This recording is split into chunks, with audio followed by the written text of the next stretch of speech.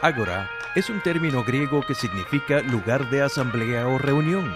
Tradicionalmente, el ágora era el lugar específicamente designado para que los ciudadanos griegos se reunieran a debatir sobre los diferentes asuntos concernientes al sistema democrático.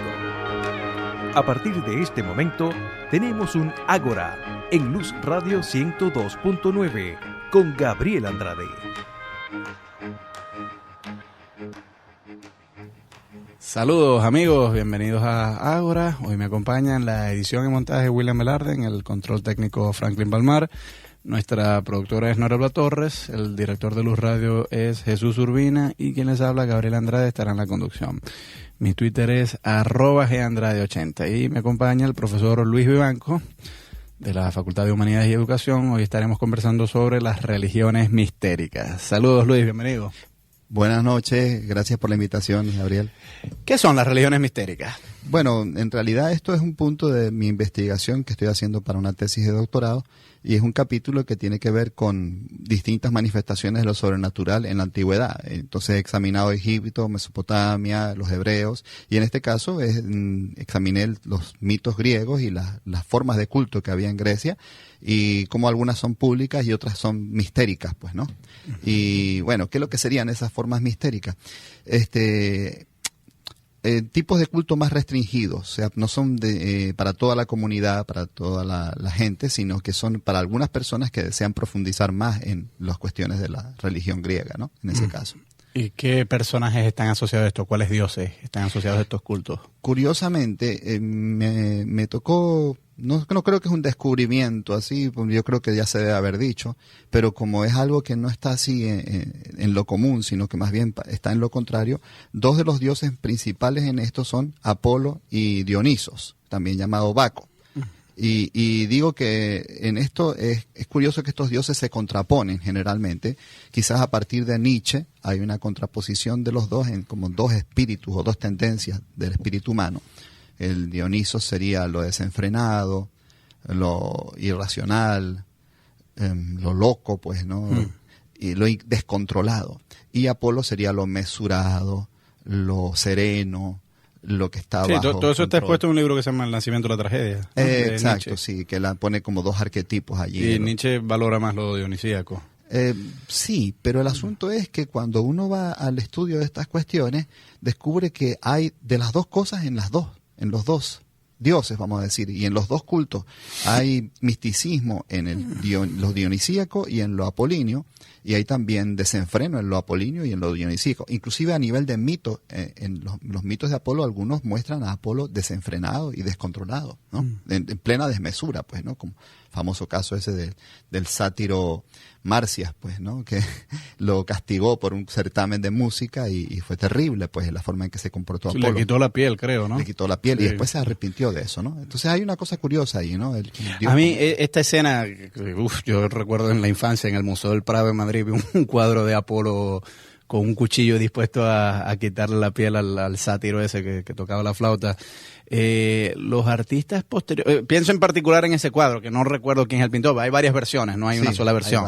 Pero en una escena tan terrible como esa, hay como cierta sublimidad en el estilo con que se representa. Porque, por ejemplo, en las escenas del juicio final de Miguel Ángel, ahí también hay personajes que, sobre todo en la parte inferior del fresco, ¿no? Que me imagino que es lo más cercano al infierno, hay unos personajes que tienen las pieles humanas en sus manos, ¿no? Sí. Que es una cosa, pero eso sí es terrorífico de verdad. Y Miguel Ángel no hizo ahí ningún intento por presentar eso como algo idílico y bello y tal. Pero en cambio estas escenas de Apolo sí lo representan como bucólico, ¿no? Porque están en el campo y es toda alegría y tal. Y yo digo, cónchale, eso a mí no me inspira ningún sentimiento bucólico. No, claro, no. Es terrible. Es la desmesura del Dios, pues. Y además del Dios que supuestamente era el más mesurado, pues, el Dios de la armonía. Pero cuando hablamos de religiones mistéricas, entre Apolo y Dionisio, yo creo que el entendimiento común de la gente es que el culto al Dionisio está mucho más del lado de las religiones mistéricas. Pienso en las bacanales y las mujeres estas que se organizaban para hacer, no sé si orgías, pero ciertamente arrebatos así de violencia, que despedazaban un animal con sus propias manos. ¿Qué es cierto en todo eso? Sí, había todo esto. es muy probable que todo eso haya ocurrido. Lo del desplazamiento de animales, etcétera. ¿Pero eso eran qué? ¿Vacas?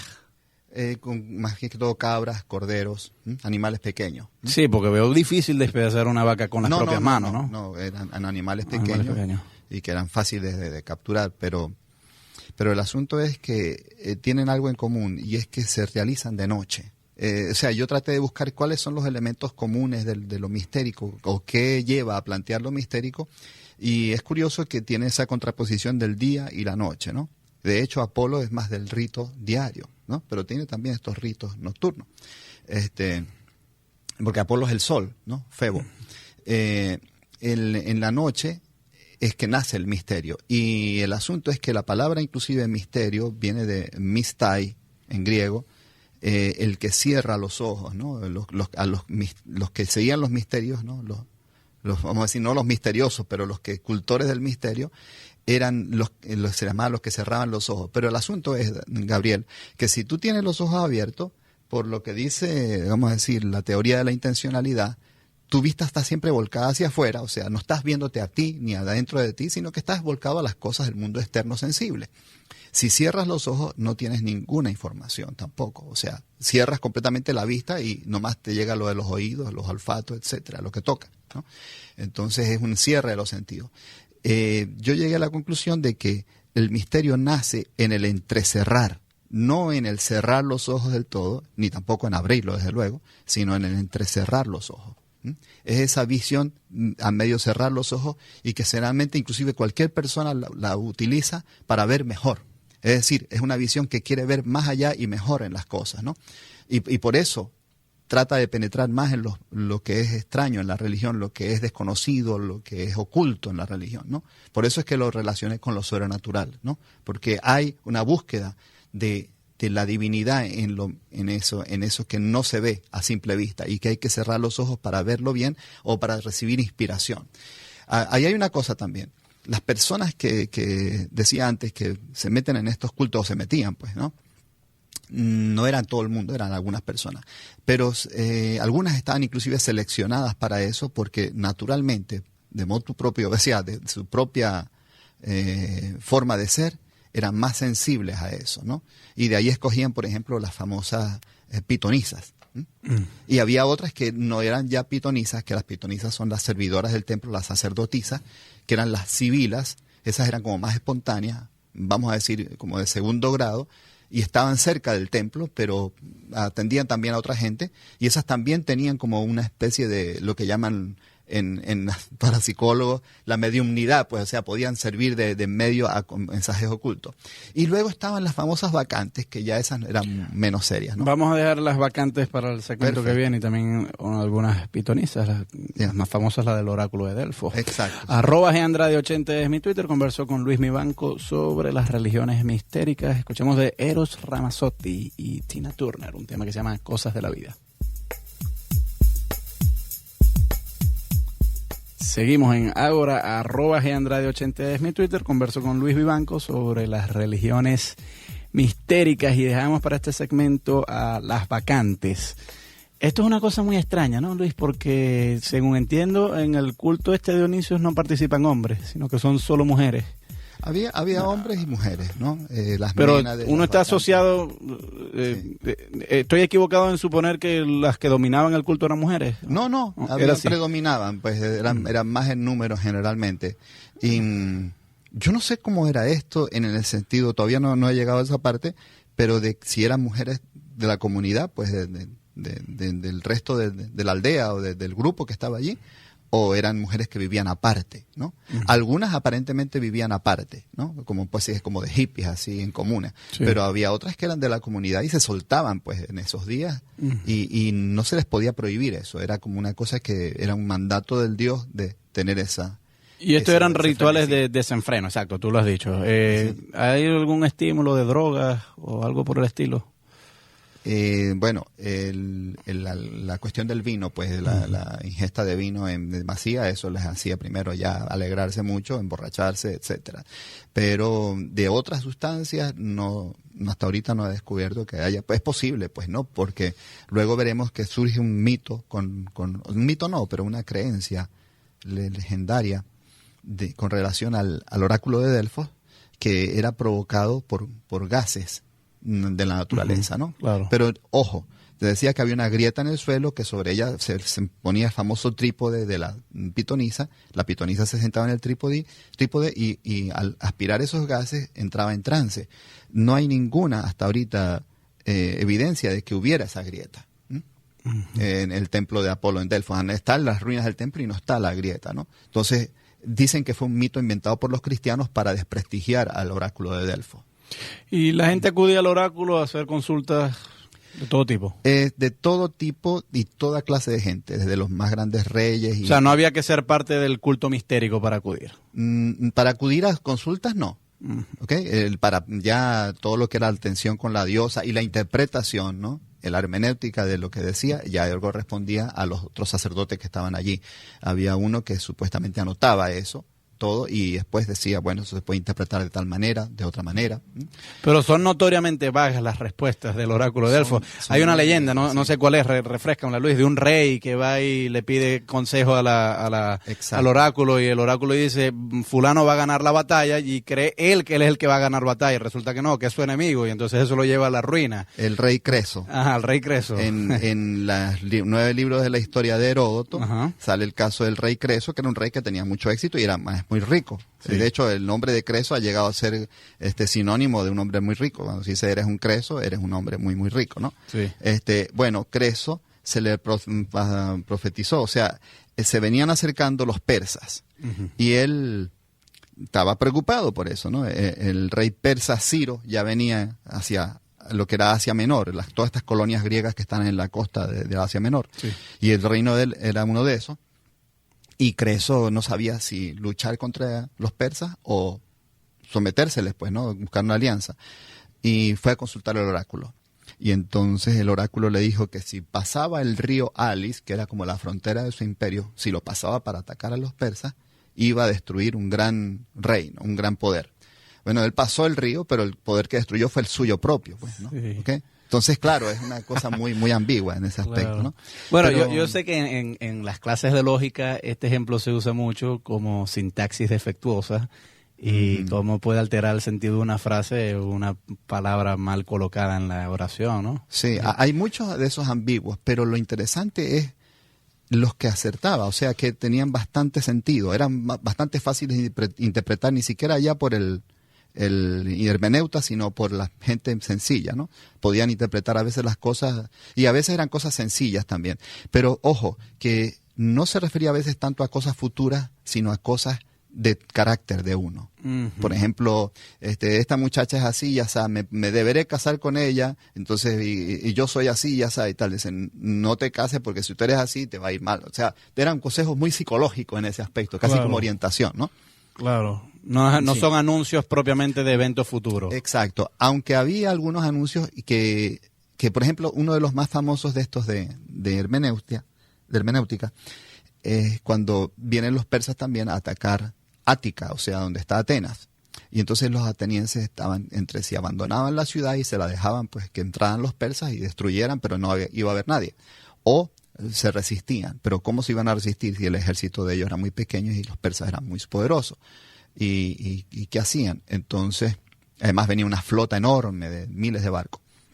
Entonces, consultaron al oráculo y el oráculo al principio les dio puros mensajes negativos, pues, pesimistas. Pero al final les dio un mensaje que decía una cosa, al final 2 líneas muy curiosas. Decía, el muro de madera te salvará a ti y a tus hijos.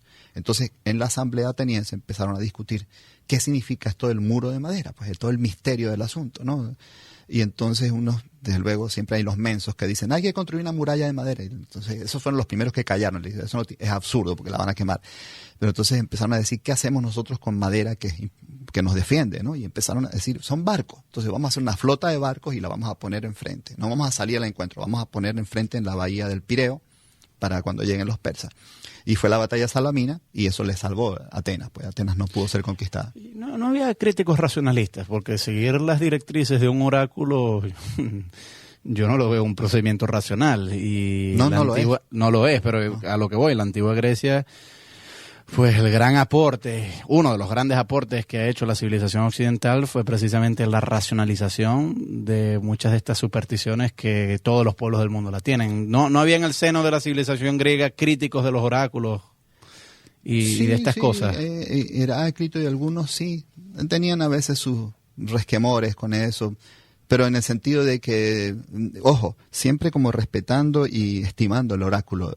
No era como que el oráculo a veces la pega, sino más bien el oráculo a veces se equivoca. Es decir, el oráculo era una cosa de mucho prestigio y confianza. No desconfiaban del oráculo, pero había que siempre examinar muy bien eso. Cuando el oráculo, vamos a decir, entre comillas, se equivocaba, siempre se pensaba que lo que había fallado era la interpretación, no el oráculo en sí. Claro. Los pensadores, inclusive Platón, Aristóteles casi no se mete con eso, pero Platón respetaba mucho lo de los oráculos, porque simplemente lo tomaban como un conocimiento o una sabiduría que viene de una fuente distinta al pensar logos, pues del logos, ¿no? Claro. Vamos a ir a escuchar un tema musical y al regreso seguimos conversando sobre oráculos y religiones mistéricas. @GeanRadio80 es mi Twitter y me acompaña Luis Vivanco. Escuchemos de Jesús Adrián Romero un tema que se llama Más que un concepto. Seguimos en Ágora, @GeanRadio80 es mi Twitter. Converso con Luis Vivanco sobre las religiones mistéricas y dejamos para este segmento, continuamos en este segmento, el tema de los oráculos. ¿Se pagaba para consultar un oráculo, Luis? Sí se pagaba, había que pagar, no era mucho tampoco, pero generalmente contribuían con más. Aquí y se pagaba, ¿pero qué? ¿Con dinero propiamente o algún animal? Con dinero y había también que hacer un sacrificio de un animalito. Sí. Claro, ahora, aquí pues ya mi sospecha empieza a crecer un poco más porque se me abre el compás para considerar que a lo mejor alguna de la gente que administraba los oráculos y eso eran cínicos que sabían que aquello pues era una superchería y estaban explotando a la clientela. ¿Había gente que sospechaba eso también? Se sabe de al menos 2 personajes que forjaron oráculos, que falsearon oráculos, o se rumoró eso de que falseaban oráculos, que son Museo, se llama uno, y otro se llama Onomacrito, u Onomácrito, ¿no? Se sabe de estos que se decía de ellos que habían falseado oráculos. Al menos hay eso, pues, ¿no? Claro. Ese testimonio.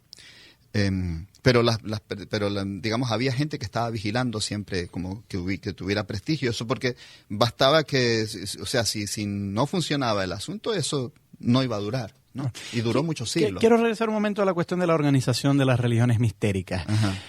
¿La pertenencia al grupo era secreta? En el principio, los grupos mistéricos sí, vamos a decir, no secretos, pero sí, vamos a decir, no abiertos a cualquiera. Tenías que pasar varios grados de iniciación y podían pasar años entre esos grados. Pero el resto de la sociedad sabía, fulanito forma parte del culto mistérico del dios tal. Sí, pero sí, ya estabas como un poco raptado fuera de eso, vivías como en otra comunidad, con otro grupo de gente. Por ejemplo, las mujeres que eran sacerdotisas ya no vivían con su familia, tenían que vivir dedicadas al templo. Claro, ¿y ahí había alguna seña de identidad que esta gente tuviera, no sé si algún tatuaje o algo así por el estilo, que para marcar su pertenencia al grupo? Gabriel, que yo sepa, no. Creo que sí tenían que vestir con ciertas telas especiales, porque la gente que trabajaba en las cuestiones religiosas iban con unos trajes especiales, unas telas especiales. Por ejemplo, tenía que andar inmaculadamente limpio. Eso sí, la cuestión de la limpieza, eso era muy importante. Y ahí hay una cuestión que tiene que ver con lo de la idea de la pureza y la idea de la limpieza, pues, ¿no? Que era una cosa no común en Grecia. Y quería destacar un poquito esto con relación al Dionisio, o Dionisos. Hay varios Dionisos de estos dioses Dionisos que funcionaron o se desarrollaron sus leyendas de distinta manera. Y es curioso que en muchos casos viene eso no de Grecia misma, sino de Asia. Dionisio es un dios que, al menos el Dionisio sagreo, que es al que voy a referirme, viene de Asia, de Asia Menor al menos, ¿no? Había esta leyenda, ¿no? De que este Dionisio sagreo o sagreo que el nombre inclusive no es griego, es un nombre de origen bárbaro, pues, era hijo de Zeus y Perséfone. Perséfone es la hija de la diosa Demeter, ¿okay? O Demeter, que es Dea Mater, la diosa madre, ¿no? O sea que está Zeus, el dios padre, y la diosa madre, y él se casa con la hija esta, ¿no? Zeus o tiene este hijo con ella, que es Sagreo. Pero la esposa de Zeus, la esposa, vamos a decir, legal, que era una cuaima, que era ¿no? Claro. Perseguía Juno, a todas en la mitología romana, la principal, la primera esposa, perseguía a todas estas amantes de Zeus y relaciones casuales. Entonces a esta también la persiguió y también por instigación de ella, los titanes matan a Sagreo, lo despedazan y se comen, y los devoran, se comen los pedazos, ¿no? Pero Atenea, que ya existía, pues no, salva el corazón del Sagreo. Y Zeus, y le da la noticia a Zeus, ¿no? Y le hace que se coma el corazón de su hijo, de Sagreo. Y además, cuando Zeus se entera, va con su rayo y quema a todos los titanes. Con el rayo los quema. De las cenizas de los titanes, ¿no? Viene la raza humana. O sea que nosotros participamos por allí de esa doble naturaleza, o sea, humana, natural, y divina, sobrenatural. O sea, ¿por qué tenemos esa parte divina? Porque venimos de la ceniza de los titanes, ¿no? ¿Okay? Y entonces, al tragarse el corazón de Sagreo, tenía como al hijo dentro, ¿no? Después a tener una relación con Semele, otra muchacha muy interesante que también viene de Oriente, es la hija de Agenor, el rey de Tiro, o sea, un fenicio, y que tuvo 2 hijos, Cadmo y esta niña, ¿cómo se llama? Semele. Semele. Y entonces, con Semele, él la embaraza, pero la esposa, la destruye también a Semele, la quema viva. Bueno, no la quema, sino que se le manda o se presenta ante ella como una especie de vieja, así como un poquito como lo de Blancanieves con la vieja y la manzana. Bueno, se le presenta y le dice, mira ese hombre que te visita, ¿cómo es? Ay, es magnífico, es un hombre fuerte, un hombre mayor, pero muy fuerte y tal. Le dice, pero yo creo que es un dios, ¿por qué no le dice que se presente en toda su magnificencia, ¿no? Sabiendo que cuando Zeus haga eso, se va a quemar la muchacha. Y entonces ella le empieza a decir a Zeus, mira, yo quiero que me presentes en toda tu magnificencia. Y Zeus le dice, tú no sabes lo que estás pidiendo, yo no te va a ir mal, pero al final le accede. Y entonces cuando se presenta a su magnificencia, a los primeros segundos la quema, pues, ¿no? ¿Okay? Porque hubiera sido como poner la muchacha en un microondas, ¿no? Bueno, pero entonces agarra de las cenizas de ella, que no estaba toda quemada, agarra el embrión, el feto, pues vivo todavía, y se lo inserta en su muslo. ¿Sí? Y de ahí nace Dioniso, ¿no? Claro. ¿Okay? Ahora, lo interesante... Pues creo que etimológicamente, corrígeme si no es así, Luis, Dionisio está vinculado con la idea de nacer 2 veces, ¿no? Creo que sí. Y en los rituales también significaba, en los rituales mistéricos de los cultos asociados a Dionisio, creo que también se significaba esta cosa de nacer 2 veces. Bueno, porque es que claro, nace de la pierna de Zeus, ¿no? Pero o sea, ya había nacido antes. Pero ahí está una cosa interesante que no está en nada del resto de la religión griega. El primero está la idea de un alma que transmigra de un cuerpo a otro, ¿no? ¿Okay? La transmigración del alma, ¿okay? Porque el alma del Sagreo va a pasar al Dionisio Sagreo, va a pasar al Dionisio este otro, ¿no? Luego están los mitos de culpa y castigo. El Hades se va a convertir en un lugar de castigo, ¿ok? Que no lo era antes, era en el lugar de descanso de los muertos. Ahora va a ser donde castigan a los que se han portado mal, como los titanes, ¿no? Entonces hay toda una serie de cosas nuevas, ¿no? Un Dios que muere, un Dios que resucita, un lugar de castigos y una idea de justicia y de ética y tal. Empieza a ser una nueva forma religiosa allí, en ese mito de Dioniso. Entonces eso me pareció también muy interesante porque generalmente Dioniso es el desenfreno, ¿no? Y sin embargo este mito de Dioniso, todos estos cultos dionisíacos se van a hacer muy afines con las formas o las prácticas pitagóricas, que son de pureza, de abstención, de moralidad. Es completamente lo que opuestamente consideramos lo dionisíaco, pues, ¿no? Siempre consideramos, o generalmente se considera que Baco o Dioniso es como un dios de desenfreno, y aquí se va a convertir en un dios de la restricción, de buscar lo místico, pues, ¿no? ¿Okay? Claro, claro. Vamos a ir a escuchar un tema musical y ya regresamos. A @Gandrade80 es mi Twitter. Converso con Luis Vivanco. Escuchemos de Juan Luis Guerra un tema que se llama Estrellitas y Duendes.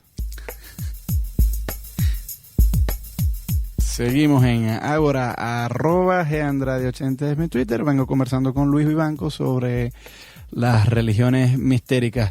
Luis, ¿las sociedades secretas de hoy le deben algo a las religiones mistéricas? Los masones, hace algunos siglos los Illuminati, pero ahora también algunas sociedades que los conspiranoicos les prestan mucha atención, como el Club de Bilderberg, por ejemplo, y otros por el estilo.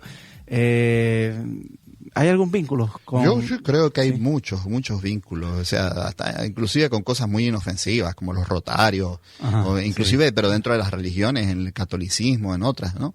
Nomás si tomamos la cuestión de los gorros, las cosas con que cubrían las cabezas, ahí hay mucho. Y se han trazado líneas de parentesco en eso, ¿no? Por ejemplo, la mitra de los obispos viene de una cuestión que tiene que ver con un pescado, no sé por qué.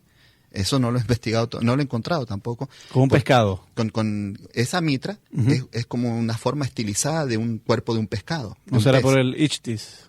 No, porque viene inclusive de Babilonia más antiguo, de los, sí, de los sí, mesopotamios. es ¿no? cierto, es cierto. Está ya eso del pez. Ahora, ¿por qué un pez? No lo sé. Pero en todos estos ritos de cuestiones, primero de ordenar el tiempo en un ritual así, ahora se hace esto, ahora se hace lo otro y tal, ¿no?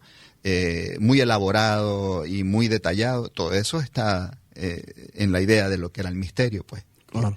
Las religiones mistéricas también se han tratado de vincular con los orígenes del cristianismo, y ciertamente en los primeros siglos del cristianismo esta naciente religión tuvo que competir con el culto a Mitras, Ajá, que sí. también pues podríamos clasificar como una religión mistérica. Hay unos ritos muy extraños que no estamos del todo claros si ocurrían o no tal cual se ha hecho la reconstrucción, que es el de la taurobole, ¿no? Matar Sí. al toro y bañarse con su sangre y tal. Que según entiendo, algunos historiadores en fechas más recientes han colocado en duda que eso fuera así tal cual tradicionalmente se ha creído. Pero en fin, a lo que quiero llegar es que parece que desde el principio hubo alguna relación entre las religiones mistéricas y el cristianismo, porque hay algunos otros autores, yo no lo suscribo esta idea, pero hay unos que dicen, bueno, no, pero es que el cristianismo en sus principios, en sus inicios, fue incluso una propia religión mistérica por todas estas semejanzas que puede haber entre Dionisio y Jesús y tal, que yo creo que esas semejanzas tampoco están muy claras, o sea, yo creo que se exageran esas semejanzas, pero alguna gente que quiere presentar una historia alternativa presenta el cristianismo como si en sus inicios fuera una religión mistérica. Y lo que sí parece cierto, y esto yo sí lo suscribo, es que en su misión gentil, Pablo, pues yo sí creo que él debió haber estado al tanto de que sus potenciales conversos no circuncidados, es decir, los no judíos, los gentiles, él tenía que competir con las religiones mistéricas para atraer a esta gente a esta nueva religión que se estaba propagando por el imperio. Entonces, quizás algunos elementos de las otras religiones Pablo sí debió incorporar al cristianismo. Y yo aquí estoy pensando en particular en la Eucaristía, que siempre se ha hablado que esta idea de comer al propio Dios, que sí es una idea que está en las religiones mistéricas, quizás Pablo aquí sí las incorporó al cristianismo, teniendo en cuenta que, bueno, como esto era un elemento muy atractivo en las religiones mistéricas y él iba a tener que competir con las religiones mistéricas en este proselitismo religioso, pues a lo mejor hizo como una estrategia de marketing y se apropió de eso. Pero, ¿qué nos comenta sobre la relación entre el cristianismo y las religiones mistéricas? Bueno, sí, yo pienso que sí. Yo creo que habría, para que quede claro, digamos, qué es lo que caracteriza a lo mistérico.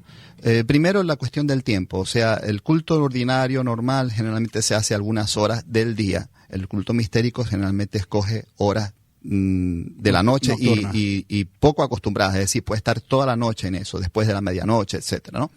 Eso por un lado.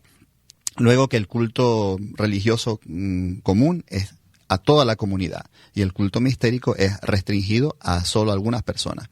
Ahora, ¿cómo escoges las personas? Ya eso es distinto, pues a veces las escogen precisamente un grupo o tienen que pasar una formación, etcétera. Pero el asunto es que son pocas, o sea, lo que caracteriza eso es que es esotérico en el sentido de lo que significa esa palabra en griego, ¿no? Que no es público, que es restringido para algunos. El mismo Aristóteles, cuando hacía su enseñanza, había las acroamáticas, ¿no? y las lecciones acromáticas que eran en la mañana, que eran exotéricas públicas, y las otras que eran esotéricas en la noche, que eran para un grupo restringido que ya habían pasado muchos años de formación. De modo que alguna forma hay allí como de cuestión mistérica, pero era simplemente disciplinaria, ¿no? Entonces esas son dos características. Luego, que las doctrinas que se enseñan allí no son las doctrinas comunes o van más allá de las doctrinas comunes. O sea, es una doctrina más compleja, más difícil de entender, a veces inclusive más incoherente o menos explicable, menos lógica, etcétera, ¿no? Todo lo que está a nivel popular es como explicado racionalmente, entre comillas, ¿no? Lo otro es como una cosa más oculta, ¿no? Más extraña. Entonces yo creo que en general todas las religiones tienen como esos dos niveles, a veces más niveles, pero al menos hay esos dos niveles, un nivel que va hacia lo místico, a una relación inclusive muy personal, porque el grupo se va reduciendo hasta que ya la relación con el Dios es personal. Y la cuestión de creencia, entre comillas, se va también depurando hasta que ya es otra cosa. Ya estás como viviendo en la cuestión de la divinidad, en una relación con la divinidad que no es una simple creencia en la divinidad, ¿no? Lo oculto siempre genera oposición, sospecha, porque sí. Pues, es muy fácil que cuando el resto de la sociedad contemple a un pequeño grupo de personas que se reúnen en la noche a puertas cerradas, uno dice, bueno, ¿qué estarán haciendo ahí? ¿Qué estarán tramando? Sí. Y eso ocurre hoy en día también. Claro que o sea, todos estos grupos secretos que se reúnen, que están que seguramente sí, pero a lo mejor lo que se reúnen es a ver un juego de fútbol, qué sé yo. Sí. Pero inmediatamente el resto de la sociedad salta a decir, traman algo o realizan abominaciones, ¿no? Sí. En la antigua Grecia me imagino que también hubo pues esta animadversión contra los cultos mistéricos. Yo, ¿no? Hasta donde he podido ver, no, había bastante respeto. Hay una cosa, tú me preguntaste antes si esta gente vivía entre los demás, y yo te dije que estaban aparte, pero la comunidad estaba en contacto con la gente, o sea, de los misterios, o sea, las personas, aunque vivieran aparte, pero participan de la polis, ¿ok? No es como que es un grupo separado. Algunos creo que sí se iban muy separados ya a vivir de manera silvestre, pues, ¿no? Estas vacantes y eso. Y esas no tenían muy buena fama. Pero en general sí se les respetaba. No se les tenía ideas, digamos, de que fueran gente. Pero entonces, ¿cuándo empieza el temor que hay, por ejemplo, hoy con los masones o con los Illuminati o con el grupo Bilderberg o como Maduro, que en estos días dijo que el muchacho que falleció en Táchira formaba parte de una secta, la secta de Familia Tradición de Propiedad, que en realidad eso no es una secta, es un grupo bastante abierto brasileño, yo pensé católico. Que ya estaba ya en el pasado. Pero yo creo que está en el pasado, pero él se empeña en decir que eso existe. Pero lo que voy es, si en la antigua Grecia no había tanta animadversión a los grupos ocultos, sí, ¿cuándo nace el temor? Bueno, hay una secreto. Cosa. La razón de por qué en Grecia quizás esto no era así es porque la religión griega no era una religión organizada, con dogmas así claros y libros, etcétera. Había algunos libros, algunas normativas, había alguna organización, pero no es un sistema religioso, vamos a decir, como lo podría ser el sistema islámico, o el sistema católico, o el sistema judío moderno, pues, después de la Edad Media. Es una cosa todavía bastante vamos a decir aleatoria, o sea, no aleatoria, pero poco asistemática, pues, ¿no? Entonces, podía permitirse estas cosas. Cuando viene una religión organizada y un Estado organizado, toda otra forma de organización que pueda ser rival es vista con sospecha, ¿no? De ahí, de esa sospecha para arriba, ya va todo, ¿no?